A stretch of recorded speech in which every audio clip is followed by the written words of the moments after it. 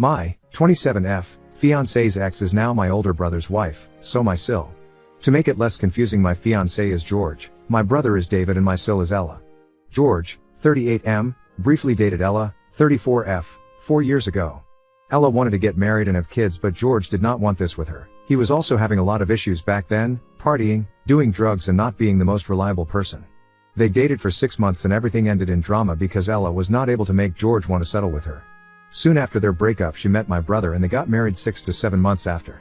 So yeah, they moved really fast, and basically Ella dated her ex, broke up with him, met my brother and got married to him. Everything in only 1 year and a couple of months. I met George 2 years ago, and at that time Ella was already married to my bro. Back then I had no idea that George was Ella's ex.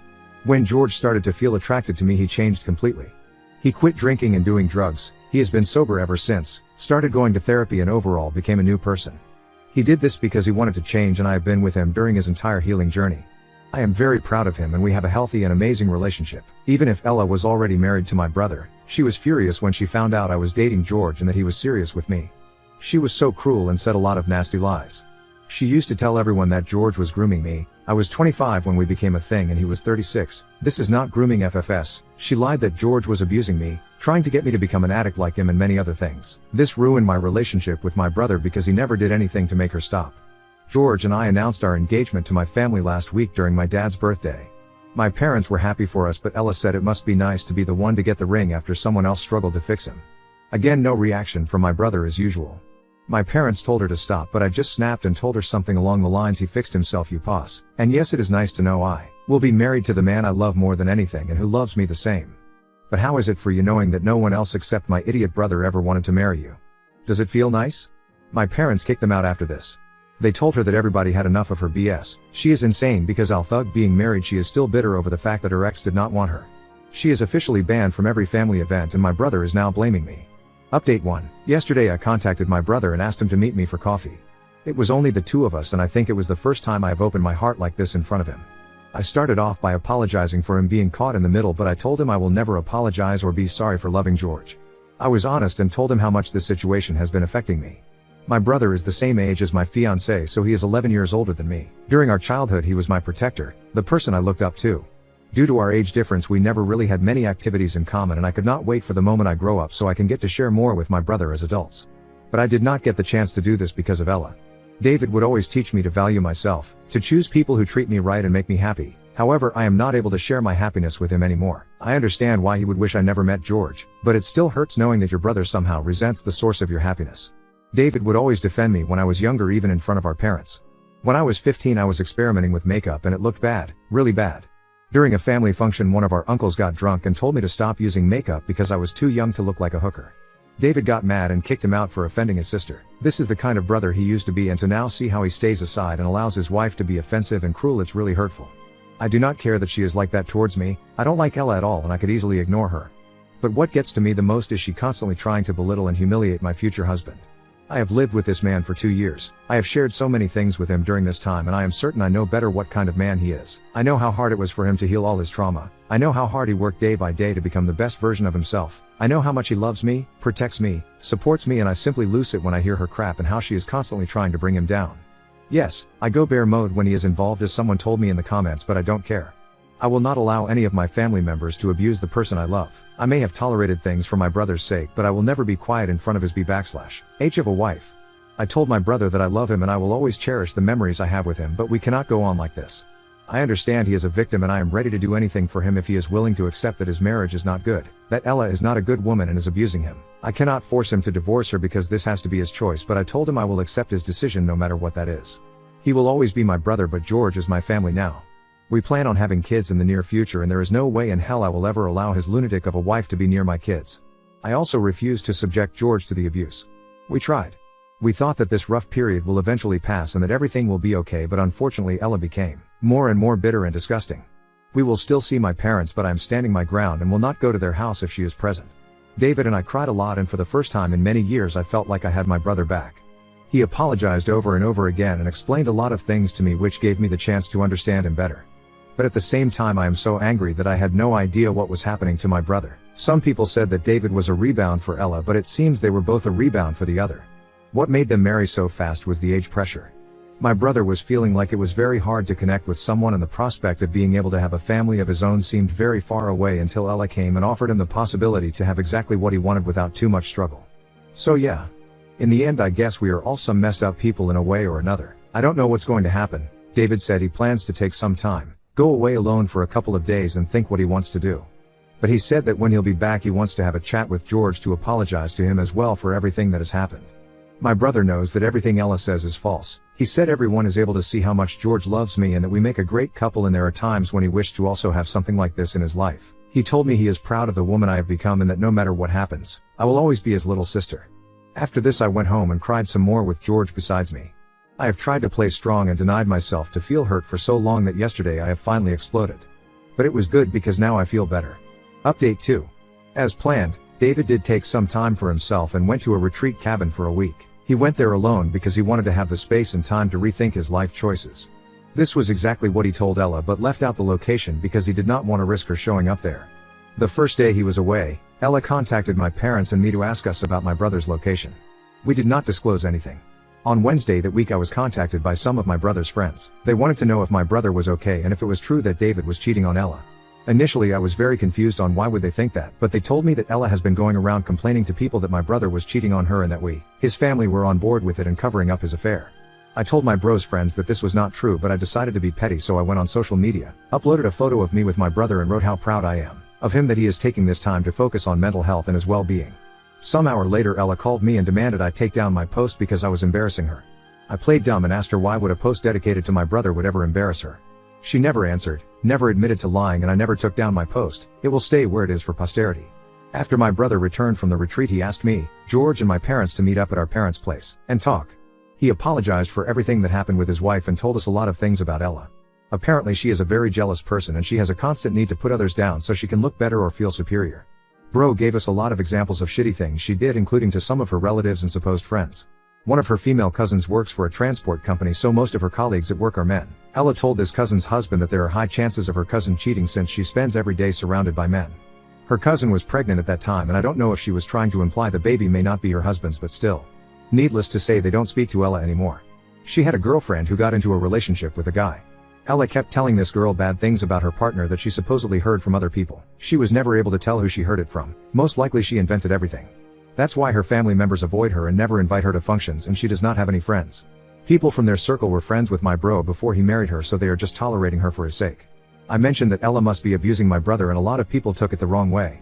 When I mentioned abuse, I did not mean it as physical abuse, but more like emotional abuse. I guess everyone has their own way of seeing things, but for me, being married and still being pissed about things that happened with your ex years ago is clearly a sign of disrespect towards your spouse. And if someone is able to openly disrespect their spouse over and over again in front of their family, it's a high chance for that person to do more than disrespect behind closed doors. My bro clearly struggles to see his self-worth at the moment, and this is also the reason why he accepted too many things from his wife. But we will be with him, always support him and remind him what an awesome guy he is. Also, many people were outraged and called me an off for calling my brother an idiot. I don't know if all of your families and relationships are like those you see in commercials, but in real life siblings fight, and sometimes when they fight, they may call each other's names. This doesn't mean I don't love my brother or that I don't respect him, but if I see him acting like an idiot, I will always say it to his face and explain why I think he is an idiot. I apologized for calling him an idiot, and he said there is no need to apologize because he expects me to always be honest with him, even if sometimes the truth may hurt. And I understand because I expect the same from him. Anyways, David confronted Ella with everything that she has been doing and told her she needs to get help. She refuses to accept she has any problem. She states that everything that she has ever done came from a place of love and care for that person. Right, because when you care for your cousin you lie to her husband that she may be cheating on him, or when you care for your sil you lie to everyone that she is forced to do drugs by her partner. She did not take the divorce well, but not because she was losing my brother, but because she saw this as a failure that shattered her perfect image she had of herself. Maybe after some time passes I will actually be able to feel sorry for her because she is a sad person with so many issues that refuses to get help. Of course Ella blamed the divorce on me and our family, claiming that David is choosing us over her, so clearly she does not take any kind of responsibility for her actions. David however warned her that if she continues spreading lies about our family, we will hire a lawyer and take legal actions against her. At the end of the day, if she still insists with her crap, she will have to prove everything in court. Of course we don't want to get to this, but she needs to understand that we cannot say whatever we want about other people and not face the consequences. In the meantime, George and I are planning our wedding and my bro will be George's groomsman. They really had the chance to bond and even discovered they actually have a lot in common. I don't want to be mean, but ever since Ella is out of the picture, our family gatherings happen more often than before and the atmosphere is so light. My brother is slowly going back to his old self. He is having a good time with us, no stress, no dissociating, he is just present and enjoying. So that's it for now. Now on to second story. Started an open relationship with my girlfriend hoping for fairness. Now I'm her financial supporter and third wheel to their passion. My girlfriend, 27F, and I, 29M, opened our relationship a little over 2 years ago. Obviously, she had more success than I did, but I've had a couple of dates here and there. Non-monogamy isn't really a world for men with social anxiety. One of the rules that she wanted to establish was no emotions, just sex. While I accepted the rule, I said from the beginning that having absolutely no emotions isn't realistic. Inevitably you will start to feel something for someone. Long story short, I was right. She met this guy, 27M, they developed feelings, we talked, and now we are a poly, I guess. Don't really know what to call it. Trouble doesn't seem right since he and I aren't dating. But neither of us guys have other partners outside of her. Anyway, we've had this structure for about 7 months now and it's going fine. She seems to be happy. I just don't see what place I have in this relationship. Not sure if that place really even exists. In monogamy is much easier to see. It's only the two of you. But here, not so much. I'm happy that she's happy, but I don't really think needed. I've talked to many and researched things, but none of those arguments make sense to me. They may have sex with others, but y'all have an emotional bond. In our case, she has one with both of us. As I think emotional connections are a dime a dozen. You have one at some point in everyone you date. Sexual chemistry is way more rare and usual is just there or it isn't. And from the unfortunate time that I walked into our apartment and didn't know he was there, it is very clear they have incredible sexual chemistry. Emotional connections can be developed anytime. So what security is there in that? Monogamy doesn't exist sounds good, but not sure if that plays out well. Especially seeing that the only person not monogamous here is her. We are both basically in a monogamous relationship, and while you supposedly can't expect to get all you need from one person, that's exactly what we're supposed to do. But only from half of that person. Every connection is unique and special, maybe so, but ours clearly wasn't enough. She needed more. I didn't. I was happy and fulfilled. She wanted other experiences. But that stopped when she met him. And while I try not make it a competition, she clear has a level of passion for him that she doesn't for me. She won't have sex with me when he's around. I have to wait until he leaves. She asked me to leave when she wants to have sex with him. She's isn't nearly as cuddly with me either. At this point, it feels like the only reason I'm around is because we are entangled, money, lease, cars, etc. I also know that I'm here emotional support for hard stuff. Working in EMS, I've learned to stay calm and clear in high-stress situations. I'm also supporting her financially with schooling, but I'd like to be more than just an ATM and a security blanket. Don't really know what to do about all this. So much of what I've read talks about not comparing, just getting over jealousy, giving people autonomy, don't be attached/dependent, etc. Don't know where that leaves me. While not really relevant, I'm going through some significant health issues. It's uncertain if I'm going to make it through. She doesn't know about it. Haven't found a good time to say. Maybe that's why I'm just being emotional and insecure. I know both are terrible traits in a man. Anyway, I guess this just turned into a vent, but any thoughts or input is welcome. Edit, I'm a firefighter in hazmat tech. It's most likely that my health issues are related to a work incident. Therefore, the people I work with know. I have told any family or friends yet. At this point, I could come out most okay or could have until the end of the year. I'm trying to wait until we know more. Edit 2, she and I live together.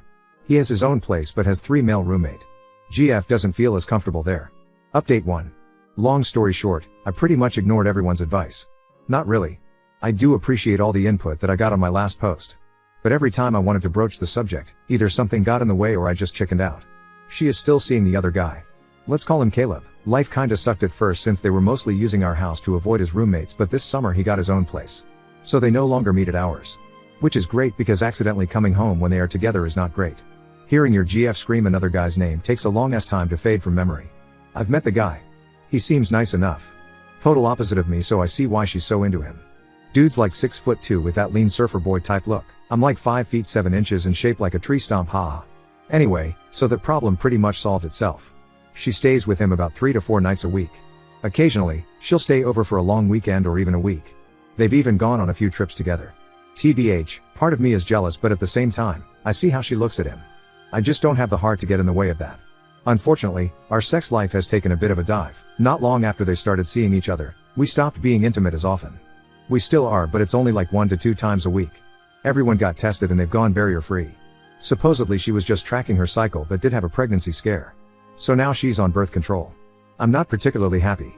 I mean, I'm happy she's happy, but this isn't really what I pictured for my life. I always imagined having this passionate, loving relationship where we were everything to each other. Sometimes I just feel like more of a connivance than a partner. It's pretty obvious she was never into me as much as she is him. That sucks but can't change it. On the health front, unfortunately I don't have great news to report. Turns out I do have cancer. It wasn't as aggressive as they thought, but it is terminal. At this point, I'm looking at somewhere around March. GF doesn't know. I know I'm an off for that. I'll tell her eventually. She's just not around much, and when she is I just want to be fun. I know I can't compete with Caleb, but I don't want to just be the sick one. I thought about just breaking up, but that seems mean. I recently saw Twilight for the first time. When I finished the part of Bella mourning Edward leaving, it made me wonder if she'd feel the same. TBH, I don't think she would. Caleb is pretty much primary at this point. So I'd rather be peaceful on the way out. When I do go, she'll have him. Work sucks because I can't ride the engine anymore. Once I got worn out walking up steps in bunker gear, I knew I can't fight fire anymore, so I'm just on the medic now. Update 2. I finally told my GF about my health issues.